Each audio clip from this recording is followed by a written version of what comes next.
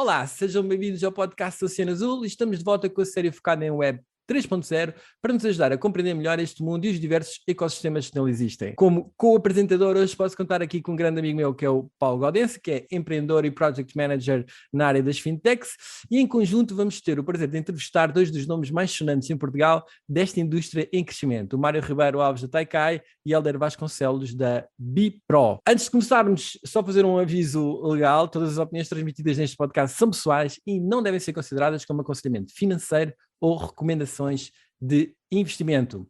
Mário e Hélder, sejam bem-vindos. Muito obrigado aqui pelo convite. Mário e Hélder, obrigado pelo convite. Boa tarde. Muito prazer bem. estar aqui. Obrigado, João. Olhem, vamos começar aqui pelas apresentações. Primeiro ponto, a apresentação da vossa origem, o vosso caminho até aqui. Boa. Quem é que quer começar? Mário, vamos a isso. Se calhar posso começar nesse capítulo. Basicamente, a Taikai acabou por nascer enquanto eu era solo founder. Portanto, eu quando comecei a criar a Taikai, percebi a dor de cabeça que era gerir isto sozinho e percebi também que precisava de alguém que me ajudasse muito na componente tecnológica, ou seja, o meu background é muito mais focado em economia, apesar de ter, durante a minha vida profissional, ter interagido com vários projetos dentro da área de tecnologia e, portanto, especificamente dentro de Web3, que não era um termo na altura, portanto, só se falava de cripto e de blockchain. Portanto, era um tema também muito querido para mim.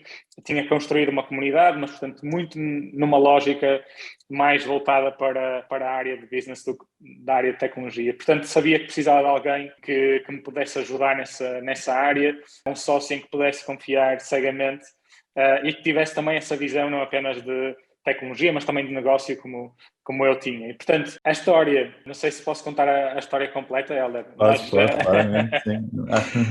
mas portanto, aqui o nosso amigo Hélder, na altura, estava a trabalhar numa das maiores exchanges de ações a nível mundial, maior a nível europeu, sem dúvida, e, portanto, também tinha aqui uma missão de começar um projeto dentro desta área, na área da criptomoeda, e, portanto, o objetivo dele era criar uma exchange de cripto. E, portanto, ele estava nessa jornada, estava também, no fundo, a fazer o que todos os empreendedores fazem, não é? Que é a bater portas à procura de funding, a tentar construir... Isto foi em que ano? Estamos a falar de 2018. 2018. E eu encontrei o Hélder um bocadinho nessa circunstância. Na altura, quando ele me disse que queria lançar a exchange aqui em Portugal, a minha primeira reação foi, pá, tu és maluco, sabendo todos os constraints legais e regulatórios que temos aqui, mas pronto, depois acabamos por nos conhecer melhor, acabamos por ir almoçar e, obviamente, sendo os dois do Porto, acabamos por ir comer uma francesinha, não é? Nada melhor do que uma francesinha para aquecer o estômago e falar de negócios. E, portanto, foi aí que eu apresentei aqui a ideia da Taikai e daquilo que queríamos construir, que na altura ainda era uma ideia, ou seja, ainda nem sequer MVP tínhamos. E, portanto, eu tentei convencer o Hélder, dei o meu melhor pitch e, portanto, o Hélder acabou por ficar semi-convencido. Portanto, ele ainda tinha outro projeto, né, que estava a desenvolver e que queria pôr em prática. E, portanto, nós tivemos ali um período em que o Hélder teve a refletir e teve a pensar, mas depois acabou por se juntar à Taikai e, portanto, depois acabamos por então juntar forças. Somos os dois co-founders da Taikai desde essa altura e muito tenho a agradecer ao Hélder também por ter acreditado, ter conseguido convencer, porque caso contrário isto não seria possível. Mas se calhar o Hélder também tem aqui outra visão e outra perspectiva, portanto deixo também o Hélder. Sim, no fundo nós tivemos sempre a trabalhar numa plataforma de hackathons, ou seja, uma plataforma de inovação aberta, e ao longo do tempo percebemos que não poderíamos focar o nosso negócio apenas em hackathons, ou seja, porque isto seria muito redutor para o negócio e para atrair mais comunidade. No fundo, no ano passado, durante o verão, nós acabámos por nos encontrar com as pessoas responsáveis pela Bipro, e depois de longas conversas percebemos que a melhor solução para criarmos uma plataforma de maior dimensão era unir forças. E foi aí quando nós começamos basicamente a construir a visão de futuro para a Taikai mais Bipro, em que seria uma plataforma muito mais abrangente, não em termos também de negócio, mas também de target. E foi a partir daí que nós começamos a trabalhar nesta fusão, que se concretizou há 2 meses, em fevereiro, ou 3 meses, que é construir uma plataforma para um público mais abrangente, uma plataforma de inovação, uma plataforma em que nós podemos criar também bounties, hackathons, podemos encontrar também pessoas, contratar pessoas, e foi com base nessa visão que nós achamos que faria sentido casar a Taikai com a Bipro e tornar uma plataforma ainda muito mais abrangente e de maior dimensão e com ambição ainda maior do que já tínhamos inicialmente, apenas com a plataforma de hackathons. Okay, deixa-me só interromper aqui, porque eventualmente para pessoas que não conhecem tão bem este mundo do Web 3.0 possam ter aqui alguma dificuldade em perceber a diferença. Se calhar podiam fazer tipo um elevator pitch, uma definição curta do que era a Taikai e do que era a Bipro antes de perceberem que havia esta necessidade. Oportunidade do Web 3, não é? Sim, eu se calhar conseguia entrar nesse tema, até porque basicamente a Bipro começou a ser construída por outra equipa, nomeadamente o Rui Teixeira, que era um dos co-founders da Bipro e que antes tinha outro nome, que era Bet Protocol. Desde os primeiros passos dessa empresa e desse projeto ter sido criado, que eu estive envolvido também com o Rui, numa perspectiva inicial muito enquanto advisor, muito para desenhar também questões de crypto-economics, como fazia também com muitos outros projetos na altura, e portanto desenhar todos estes processos, que no fundo era aquilo que eu fazia antes de criar a Taikai. E portanto foi nessa jornada que nós ficamos amigos e portanto também foi nessa jornada que nós acabamos por chegar aqui a este ponto e perceber que as duas coisas casaram. E portanto fazendo aqui um pitch muito curto sobre aquilo que é o Web3 e porque que é tão importante para nós. Portanto, nós vemos o futuro como um futuro totalmente descentralizado, ou seja, e indo à história, nós temos aqui a Web 1, que no fundo são as primeiras plataformas, ou os primeiros websites que saíram dentro da internet, em que apenas era possível consumir o conteúdo que era produzido por essas empresas e por esses websites. Web 2, em que tivemos o surgimento aqui de redes sociais como Facebook, Instagram, o blog.com e entre outras plataformas que já permitiam aos seus utilizadores de poderem criar o seu próprio conteúdo e de poderem expô-lo a uma comunidade. E uma terceira web, que é que nós estamos a assistir agora e que acaba por ser definida aqui como Web 3, acaba por ser, no fundo, uma forma de os utilizadores poderem criar esse conteúdo e de poderem ter esse conteúdo e eventualmente monetizá-lo. Ou seja, eu quando crio conteúdo no Facebook, esse conteúdo passa a ser do Facebook. Quando crio conteúdo num blog, esse conteúdo também passa a ser do blog.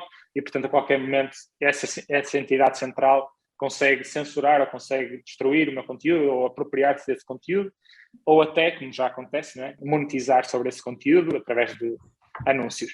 E, portanto, aqui este movimento acaba por ser, no fundo, tentar descentralizar esta ownership, esta detenção da propriedade e, portanto, é isso que nós estamos a assistir. E, portanto, isto casa perfeitamente com aquilo que nós estamos a criar, portanto, que é, enquanto Taikai e a nossa visão inicial, que era criar uma plataforma de inovação que fosse aberta e que fosse colaborativa, e, portanto, em que todos pudessem participar e criar uma solução em conjunto. E depois, agora mais recentemente, com esta nova aquisição da Bipro, em que a Bipro também partiu nessa jornada, ou seja, de criar um produto totalmente descentralizado, em que permite que uma empresa lance um bounty a uma comunidade de developers e que esses developers possam então encontrar a solução para aquela tarefa específica e que sejam recompensados por isso. E, portanto, não havendo aqui intermediários no processo, essa interação acaba por ser muito mais interessante versus, por exemplo, eu ser um influencer que cria vídeos no YouTube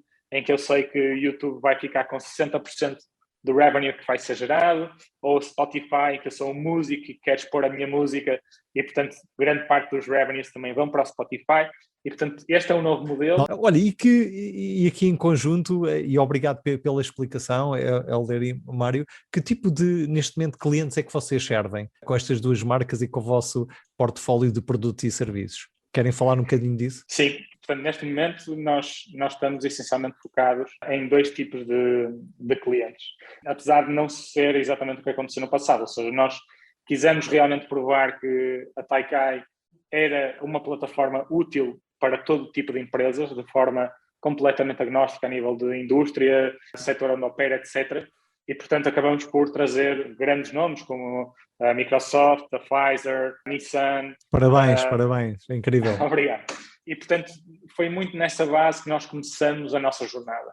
Mas cada vez mais percebemos, e também acreditando aqui em todo este movimento Web3, e tendo nós também próprio desenvolvido plataformas assentes nessa tecnologia, nós acreditamos que quem pode beneficiar mais da nossa tecnologia acabam por ser ou empresas do Web3, e portanto esse é cada vez mais o nosso foco, ou empresas que ainda estão numa fase de transição, não é? Nós assistimos até há bem pouco tempo uma fase de transição digital de grande parte das empresas, e nós acreditamos que o próximo passo é elas começarem a entrar dentro deste universo.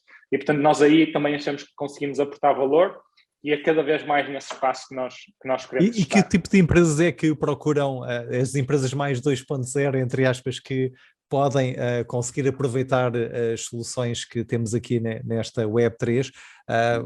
Quais são os setores e atividades de gaming, financeiras, retalho, farma? Quais são aquelas que vocês estão a ajudar? Já falaste aqui de algumas. O que é que vocês acham quais são os setores de atividade que podem neste momento ter impacto, não é? E ter coisas concretas, não é, desta tecnologia?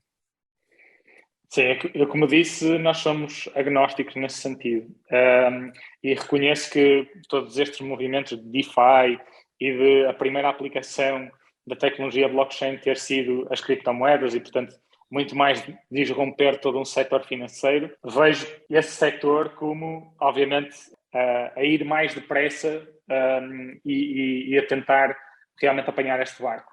Mas isso não significa que seja a única aplicação dentro desta tecnologia. Aliás, existem muitas outras e estamos a assistir cada vez mais empresas de várias indústrias também a entrar neste tipo de tecnologia e neste tipo de movimento. Hélder, eu não sei se queres também complementar. Sim, com eu acho que os use cases mais simples acabam por ser os marketplaces que já existem no mercado. As primeiras tendências foram sempre os NFTs e a criação de marketplaces, são os grandes players que existem dentro do mercado. Outro use case também é o DeFi, como já falou o Paulo.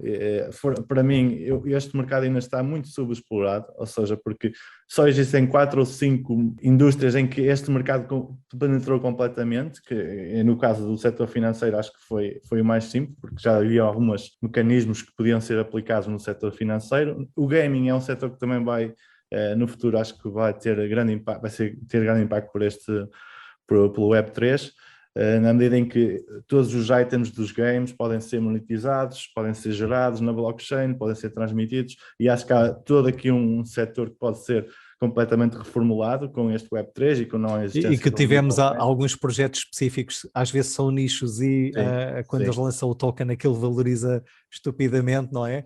Imagina os grandes players de jogos que têm jogos como o Fortnite, etc., ou Electronic Arts, ou portanto, todas essas empresas que conseguem ligar comunidades de milhões onde possam pôr, seja NFTs ou seja outro tipo de tokenização, de ter um impacto gigante, não é?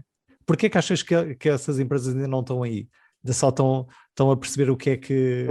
Eu acho que também há aqui uma questão tecnológica, que é da escalabilidade da tecnologia, que ainda não, basicamente, nem foi resolvida. Por isso, alguns players têm alguma relutância em se juntar a esta indústria, este movimento. Também é um movimento que está a crescer, ainda não está muito maduro, ou seja, quando for mais simples ou existirem mais mecanismos para estas grandes empresas como a EA Sports da vida se juntarem aqui a este movimento, eu acho que a partir daí o mercado vai explodir e vão existir muitos mais integrações com jogos e existirem mais marketplaces mais focados na indústria dos games, porque até hoje os grandes marketplaces estão focados na arte, ou seja, na arte que é gerada e que é gerada por os artistas mais gráficos, mas eu acho que ainda é um mercado muito pouco explorado do gaming, mas eu acho que vai acontecer mais tarde ou mais cedo. Depois, até porque aqui tens a componente da rede, não é? E a rede mais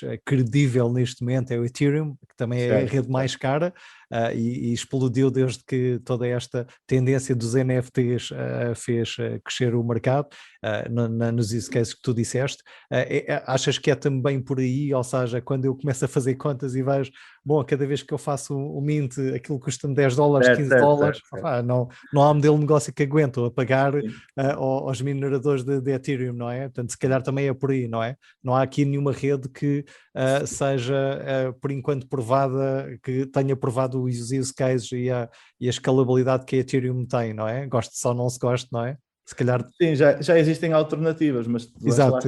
No ano passado houve uma grande explosão de projetos basicamente de Layer 1, ou seja, de blockchains de Layer 1, que já permitem atingir outro nível de escalabilidade, mas lá está, foram no ano passado que grande parte dos projetos foram lançados e que estão cada vez mais maduros, ou seja, o ecossistema ainda está a florescer. Ou seja, isto leva ao seu tempo, não é?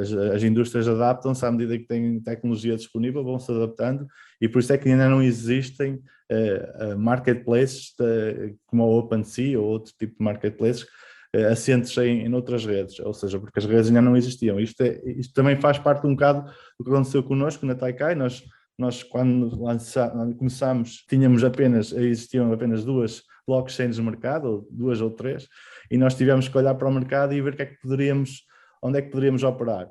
Só tínhamos 2 opções. E isso acaba por ser também a mesma coisa no que acontece atualmente, ou seja, na altura em que as pessoas quiseram lançar NFTs em gaming, olharam para o mercado e viram que apenas existiam 2 ou 3 opções, mas neste momento já existem mais, ou seja, é muito mais simples. Desculpa de interromper, deixa-me fazer-te aqui uma questão, antes de passar ao Mário.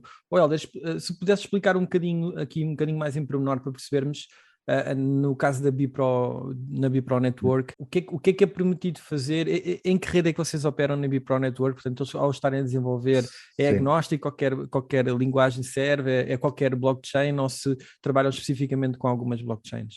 Neste momento nós lançamos a versão 1 na Moonriver, que é basicamente uma parachain da Polkadot. O nosso objetivo na versão 2 é lançar na versão na Moonbeam, que também é uma rede da Polkadot. No futuro acho que nós teremos que ser agnósticos à rede em que vamos operar, ou seja, queremos operar no máximo número possível de redes, ou seja, nós acreditamos num mundo em que nós operamos em multi-chain, ou seja, temos de ter a aplicação a correr em várias chains, e esse é o nosso foco, ou seja, no futuro operar em várias chains, mas basicamente ter um front-end, ou seja, ter um aspecto site visual em que nós mostramos o resumo de todas as blockchains, e a pessoa basicamente pode abrir ou pode operar em qualquer uma das blockchains que tenha saldo para operar, não é? Isto é tudo uma questão de saldo, mas é a nossa visão para o futuro, basicamente. Isso mesmo, ou seja, só complementando, eu acredito que claramente cada vez mais soluções vão surgir, ou seja, nós acabamos por optar por esta rede, por ter esta compatibilidade com Ethereum, ou seja, que já é uma vantagem que nós reconhecemos dentro deste espaço, mas estamos certos que cada vez mais vão haver mais soluções assentes em cima de Ethereum e que vão fazer esse leveraging de forma a que realmente o mundo seja multi-chain, como disse o Helder. E nós, como não somos maximalistas nem defendemos nenhuma rede em específico, apenas aquelas que os nossos utilizadores querem usar, por isso é que temos também esta visão de ser o mais multi-chain possível e de estar no máximo de redes possível para dar essa opção e para que isso não seja um entrave também na experiência do utilizador. Mário, só fazia uma pergunta. Se calhar o mercado ainda não tem essa maturidade de saber o que é que quer, não é? E tem que ser empresas como a vossa que recomendam, não é? Porque isto é tudo desconhecido, é tudo novo, não é? Falando aqui mais do ponto de vista de empresas 2.0 que querem experimentar alguma coisa, ou se calhar já empreendedores que já estão, já têm uma curva de aprendizagem, essa aí se calhar já tem a opinião, mas isto quase todos os meses aparece notícias, não é? Novidades, coisas que funcionam bem, outras não funcionam. Como é que vocês veem isso? Esse faz parte do vosso trabalho e faz parte aqui do vosso portfólio, se calhar, de serviços, não é? Aconselhamento, não é? Como é que vocês veem isto? Ok, vamos fazer um teste, qual é que é o use case quer e depois escolhemos a tecnologia e a rede? É assim que vocês operam? Sim, ou seja, nós, na verdade, e específico para abrir para o network, até estamos a criar uma solução de white labeling em que permitimos que qualquer empresa consiga pegar no produto que nós temos e consiga dizer exatamente qual é a rede que pretende, ou nós realmente ajudando essa empresa podemos dar aqui esse aconselhamento.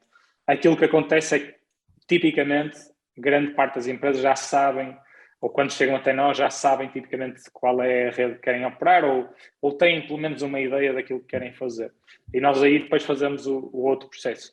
Mas claro, com base na nossa experiência e também já tendo aqui alguns anos de mercado, sabemos o que é que funciona, o que é que não funciona e conseguimos também aconselhar nesse sentido. Deixa-me fazer-te aqui uma pergunta de números. Basicamente, vocês organizam, os vossos products são as hackathons, os bounties, a Hiring Challenge e depois tem o DAppKit Dev, certo? Que é as próprias pessoas poderem criar dentro da vossa plataforma. Assim, em termos de números, o que é que nos podes dizer? Portanto, desde 2019, vá lá, vocês começaram em 2018, mas se calhar mais fortemente a partir de 2019, o que é que vocês têm em termos de números de hackathons realizadas e de bounties que estão a ser lançados? O que é que nos podem dizer assim, numa perspectiva geral, para termos uma ideia do impacto que isto já tem? Sim, nós a nível de hackathons já lançamos cerca de 100 hackathons, desde 2019 até agora.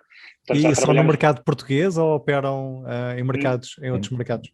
Não, nós começamos no mercado português em 2019, quando lançamos, mas depois a partir de 2020, também um bocadinho por força da pandemia, acabamos por perceber que não tínhamos uma barreira física, nem tínhamos de estar em nenhuma geografia específica para poder operar, então começamos também a trabalhar com estas grandes empresas que falei e outras também de outros mercados, nomeadamente Europa, Brasil e Estados Unidos, portanto tem sido essencialmente o nosso foco. Isso é remoto, não é? Eu conhecia Taikai num evento presencial, não é presencial, mas certo. Aqui estamos a falar o vosso produto, portanto pode ser declinado fisicamente e também remote? Sim. Isso mesmo. Excelente. Nós começamos muito numa fase inicial com hackathons presenciais, portanto também para provar conceito, perceber com os nossos parceiros e clientes como é que nós conseguíamos melhorar o produto, etc. Em 2020 isso deixou de ser possível porque de repente era tudo online, tudo remote e portanto nós passamos a ser completamente uma plataforma digital e o movimento que estamos a ver, que eu acho que é um movimento que faz sentido, é haver aqui um híbrido em que tu consegues ter um momento se calhar presencial, como por exemplo um pitch day ou algo desse género específico para hackathons, né? E depois ter todo o trabalho de background sendo feito online, em que as pessoas estão no conforto de sua casa, conseguem formar equipas, conseguem construir as soluções e têm mais tempo também para construir essas soluções. E, portanto, é isso que nós estamos a ver também acontecer. E, portanto, dentro desse espectro, nós temos cerca de, ou um bocadinho mais de 100 clientes também já usaram a nossa plataforma e mais de 50 mil developers ou pessoas, criadores e participantes destes hackathons. Mário, antes de ir para isso, porque eu acho que o potencial aqui dos hackathons é muito interessante, especialmente nestes cenários de inovação, de empresas maiores que estão, portanto, a fazer muito push por estas dinâmicas, mas muitas vezes não... Ok, caímos um bocadinho aqui nas mesmas rotinas, não é? Eu vi este hackathon que vocês organizaram, vocês geraram uma moeda virtual, isto foi muito interessante. Queres falar, eu enquanto empresa tradicional do mercado, vamos imaginar que eu sou de uma empresa financeira, como é que eu poderia pôr isto, ligar isto ao meu evento de inovação? Vocês fazem chave na mão, portanto ajudam-nos tem alguma plataforma a fazer o scouting das ideias, são algumas coisas que vocês já trazem, muito focado nesta parte, por exemplo, aqui da blockchain. Como é que vocês operam? Sim, faz lá o pitch aí dos hackathons. Portanto, o que nós fazemos, essencialmente, é ajudar, sobretudo com uma ferramenta, e portanto é aí que entra também a nossa plataforma, que te ajuda desde o desenvolvimento e lançamento do hackathon para o mercado, processo de registro de participantes, processo de criação de equipas, de criação de projetos. Isso pode ser interno, somente interno ou interno mais externo, não é? E buscar... Interno, externo, okay. Tu é que decides. E, portanto, nós tentamos fazer uma ferramenta que seja o mais simples possível de usar, quer do ponto de vista do organizador, quer do ponto de vista do participante, porque o participante também quer ter uma boa experiência quando participa num hackathon. E, portanto, isso é o que nós fazemos. Obviamente, com base na nossa experiência, conseguimos também guiar os nossos clientes e conseguimos aconselhá-los sobre coisas que funcionaram no passado, coisas que não funcionaram tão bem, e, portanto, dar quase como uma espécie de consultoria dentro deste serviço.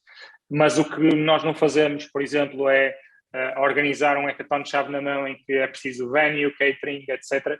Isso já fizemos no passado, mas com a ajuda de alguns parceiros que nos ajudam realmente no terreno a montar tudo isto, porque isto funciona se calhar aqui em Portugal, mas se nós quisermos organizar um evento, por exemplo, em Espanha ou Inglaterra ou Estados Unidos, nós depois já não temos recursos suficientes que nos permitam desenvolver essas interações. E, portanto, tentamos nos focar essencialmente no produto tecnológico, que sabemos que essa é a ferramenta que vai ser muito útil para a organização, para conseguir pôr isto na rua e conseguir obter inovação e conseguir obter novas ideias, novos projetos dentro do seu escopo e daquilo que pretende. E, portanto, isso é o que fazemos de melhor. E depois tudo o resto tentamos fazer outsourcing de parceiros que conseguem ajudar a montar aquilo que é necessário. Aqui com mais de 100 hackathons você já tem aqui uma mega experiência, não é? E presumo que sejam em vários setores de atividade, não é? Também. Sim, exatamente. É como disse, ou seja, nós tentamos ser o mais agnósticos possível a nível de setores e, portanto, um hackathon pode ser sobre qualquer coisa, pode ser simplesmente algo de curta duração ou algo mais longo no tempo. Tivemos o caso da Hilti, por exemplo, que fez um hackathon de 1 ano.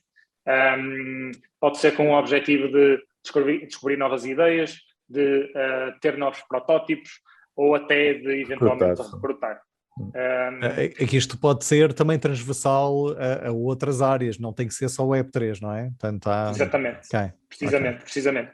Aqui o Web3 e a criação dessa moeda virtual que falaste vem muito de encontro àquilo que é a nossa gênese de construir aqui um produto que realmente traga transparência para o mercado e que traga incentivos também para quem participa no nosso produto e na nossa plataforma. E, portanto, no fundo, todas as votações para escolher os melhores projetos dentro de um hackathon são baseadas nesse token, no KAI, e, portanto, todas essas votações são transparentes e podem ser auditadas também pelos próprios participantes e depois refletem-se também em incentivos e, portanto, no final do hackathon, além dos típicos prémios que um hackathon constitui, recebem também uma reward, que é esse token que nós criamos.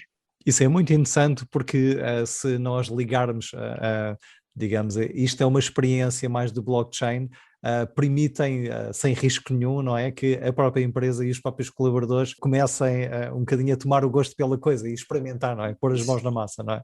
É muito interessante, muito interessante. Olha, e o que o João estava aqui também a falar dos bounties, o que é isto? O que é que são bounties? Como é que vocês organizam?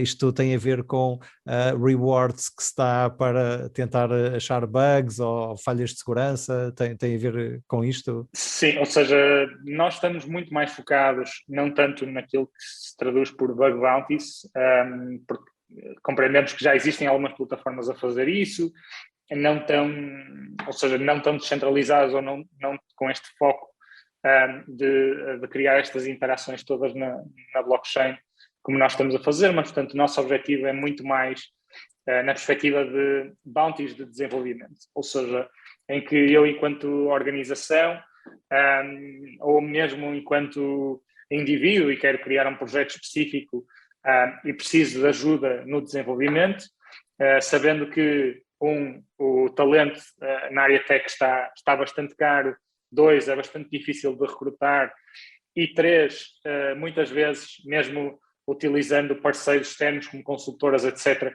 eu se calhar não consigo ter exatamente aquilo que procuro e, portanto, aquilo que nós tentamos fazer é criar, através dos bounties, uma solução em que a empresa pode dizer eu preciso desenvolver esta funcionalidade ou preciso desenvolver esta app e, portanto, define exatamente qual é o escopo daquilo que precisa de ser desenvolvido e depois tens uma comunidade que vai dar resposta a essa tarefa e que pode ser só um membro dessa comunidade a desenvolver a solução por completo ou que pode ser um membro que desenvolve, por exemplo, 30%, outro que desenvolve mais 20% e assim sucessivamente até conseguir construir a solução por completo. Qual é aqui o nosso valor acrescentado, digamos assim, é que todas estas interações, como eu disse, ocorrem dentro do smart contracts, o que significa que a empresa, ao lançar um bounty, define exatamente qual vai ser a recompensa para esse bounty. Essa recompensa não fica do lado da empresa, nem fica do nosso lado, fica custodiada dentro do smart contract e, portanto, a partir do momento em que existe uma solução vencedora ou que existe alguém que realmente consegue construir a solução que foi proposta, recebe automaticamente na sua carteira essa recompensa. E, portanto, este é o que acreditamos ser o futuro do trabalho também, ou seja, cada vez mais nós vamos caminhar nesse sentido, cada vez mais vemos plataformas de freelancing que tentam fazer isso um bocadinho à semelhança de um Uber, não é? Em que tu tens um sistema de rating para avaliar as pessoas, em que consegues perceber, ok, esta pessoa tem 5 estrelas, então se calhar vou querer contratar esta versus uma pessoa nova, mas aqui nós desbloqueamos todos esses conceitos e dizemos, é indiferente se a pessoa tem ou não a experiência dentro da plataforma, o que interessa é que realmente produza este trabalho. E, portanto, o facto de nós conseguirmos centralizar todas estas interações fazem com que não seja preciso um intermediário que valide que aquela pessoa realmente tem a capacidade ou não para desenvolver o trabalho. Portanto, é isso que nós estamos focados cada vez mais. Deixa-me colocar aqui uma questão ao Hélder, e depois ao Mário também, eventualmente, mas era neste sentido, de todos estes projetos que vocês já lidaram, estas hackathons, estas cenas, do ponto de vista de riqueza tecnológica e de inovação de ideias que apareceram, quais foram os projetos que te chamaram assim mais atenção? Um ou dois tenham-te ficado na memória por alguma razão que tenham sido impactantes ou que tenham sido verdadeiramente triunfantes? Sim, eu acho que é bastante enriquecedor de ver no final os resultados de um hackathon. Um que me ficou na memória, acho que também o Mário vai falar sobre isso, foi um hackathon que era basicamente procurar uma solução ou desenvolver um user interface para um sistema de basicamente meteorológico para a África e basicamente um miúdo de 11 anos desenvolver uma aplicação. Até nos pediu consentimento para participar no hackathon, porque tinha menos de 18 anos e nas regras não era possível pessoas menores de 18 anos participarem. Então, ele desenvolveu a aplicação e terminou o hackathon nos primeiros lugares e nós ficámos fascinados com uma pessoa em tão tenra idade conseguir contribuir e desenvolver uma solução para um hackathon e basicamente concorrer com pessoas muito mais não tão jovens, não é? E acho que foi fascinante ver esse resultado e a pessoa interagiu muito connosco, fazendo-nos perguntas como é que funcionava, a pessoa de 11 anos, ou é dos Estados Unidos, e foi fascinante ver como é que uma pessoa de 11 anos se sente motivada para participar numa coisa destas. Para mim foi enriquecedor. Também existiram outras soluções que saíram basicamente um dos hackathons que lançamos com a CTT. Também a solução final foi bastante rica, ou seja, foi muito próximo do que os CTT procuravam, ou seja, os CTT tinham uma necessidade tecnológica há bastante tempo, procuravam soluções em outsourcing e nunca conseguiram resolver esse problema, então lançaram connosco um hackathon e no final tiveram duas soluções que funcionavam não na perfeição, mas funcionavam bastante bem para ser um MVP e essas soluções depois foram, não sei se foram usadas em produção, mas a solução final foi muito próximo de uma solução quase perfeita para o uso no dia-a-dia da operação do CTT. Acho que foram dois projetos que achei interessante o resultado, mas a quantidade de inovação que é gerada neste tipo de competição, às vezes nós não estamos à espera e saem coisas completamente ao lado do que nós esperávamos ou do que o organizador espera, e acho que isso é que é enriquecedor. Acho que soluções completamente out of the box, acho que são sempre bem-vindas e às vezes nós estamos a olhar para um problema, o organizador olha para um problema e não tem noção das possibilidades que podem ser geradas na solução desse problema. E eu acho que quando colocamos crowd ou pessoas de todo o mundo sem limitações geográficas olharem para um problema, as soluções podem ser das mais variadas, e eu acho que é isso aí que torna estas questões do hackathon, estas competições, que são mini competições, fascinantes para quem organiza e para quem também participa. E acho que acaba por ser esse conjunto de ideias, esse novo conhecimento que acaba por ser enriquecedor para quem participa e acaba por crescer como pessoa e também como profissional às vezes. Mário, E ligando aqui aos Hiring Challenges, ou seja, uma empresa tem necessidade de recrutamento, é isto? Ou de alguma forma aquelas pessoas que muitas vezes contribuem nos bounties também podem ser recaminhados para aqui? Como é que isto se liga aqui à vossa oferta de valor, os Hiring Challenges? Nesse ponto específico, o nosso objetivo é cada vez mais ter uma oferta mais completa para construir realmente um Developer Hub ou um Creators Hub, em que nós temos basicamente pessoas que chegam à nossa plataforma e que hoje podem participar num hackathon, amanhã podem participar num bounty e depois podem participar num hiring challenge. Ou seja, no fundo é não limitar aquilo que eles podem fazer, mas sim dar-lhes o máximo de ofertas e de soluções possível. E, portanto, nesta vertente, o hiring challenge é, no fundo, muito parecido com um hackathon, só que é aplicar exatamente a mesma metodologia, ou seja, um desafio real em que é preciso desenvolver uma solução, em que é preciso criar um projeto, mas a grande diferença é que, em vez de ser em equipa, é de forma individual, porque aquilo que está a ser avaliado é, obviamente, as skills daquela pessoa em específico, e isso pode ser uma boa base, ou seja, não substitui, obviamente, um processo de recrutamento, mas é uma boa base para ele conseguir filtrar, por exemplo, de 100 candidatos, quem são os melhores 10 e quem são os 10 que eu devo levar para uma entrevista de seguida. Aqui o foco é em tecnologia, portanto, developers nessa área. Okay. Essencialmente em tecnologia, apesar de já termos testado para outros perfis internamente, ou seja, nós não só expomos isto para parceiros e clientes, também utilizamos internamente dentro de portas, portanto já usamos a nossa ferramenta de Hiring Challenges para vocês. Para vocês. Sim, para... It's your own dog food, é a forma de melhorarmos o produto, não é? Estamos a comer a nossa própria comida de cão. Isso mesmo. E para perfis de marketing, de vendas, ou seja, não foram só para perfis tecnológicos, e também vimos que traz vantagens. Obviamente que em tecnologia é muito mais fácil de avaliar, porque existe um repositório de código, existe todo um produto que pode ser construído, mas ainda assim nós achamos que pode ser usado. Deixa-me fazer-te esta pergunta. Tu vês isto como uma evolução natural do trabalho, neste sentido? As pessoas, para além de terem um trabalho, poderem fazer estas coisas complementares ou habituarem-se a ser este o modo de serem recrutados para trabalhar, não necessariamente trabalhando só numa empresa, mas podendo trabalhar por projetos ou por bounties ou por coisas do género? Sim, ou seja, o que nós costumamos dizer desde o nosso início e a nossa visão inicial era realmente poder dar a possibilidade de uma pessoa que trabalha na nossa plataforma poder trabalhar com a NASA num dia e com a Google no outro. Ainda não conseguimos a NASA, mas já conseguimos a Agência Espacial Europeia. Ainda não conseguimos a Google, mas conseguimos a Microsoft. Portanto, estamos muito próximos dessa visão, ok? E é isso que nós acreditamos, ou seja, o futuro do trabalho vai ser cada vez mais esse, e nós começamos a assistir isso um bocadinho com o movimento da gig economy e de Ubers e todo este movimento que está a surgir, mas isso também pode ser aplicado ao desenvolvimento tecnológico. E nós achamos mesmo que esse é o futuro e, portanto, o nosso objetivo é claramente construir esse futuro para tornar essas interações mais fáceis.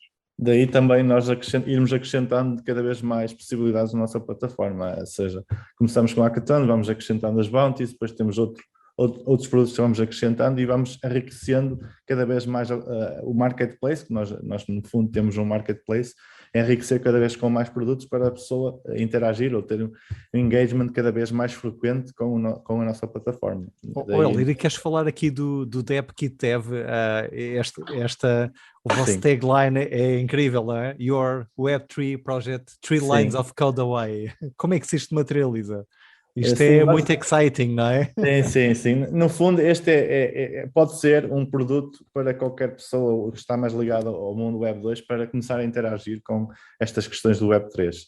E nós lançamos este produto, acaba por ser a porta de entrada, se calhar, mesmo para a Taikai, ou seja, de qualquer pessoa, um programador que queira começar a entrar neste mundo, pode usar este AppKit, esta framework, para interagir com smart contracts, ou criar o seu próprio smart contract, ou criar o seu próprio NFT, ou criar marketplace, e nós damos aqui uma ferramenta com documentação, com alguma educação, para essa pessoa começar a interagir com este mundo Web3 e perceber como é que esta infraestrutura está montada e como é que pode começar desenvolver aplicações facilmente, sem ter que ler livros exaustivamente ou sem ter que tirar um curso mais exaustivo. Eu acho que nós damos aqui esta porta de entrada para o Web3 e acho que é um produto bastante interessante. Nós lançámos há pouco tempo o website, há uma semana.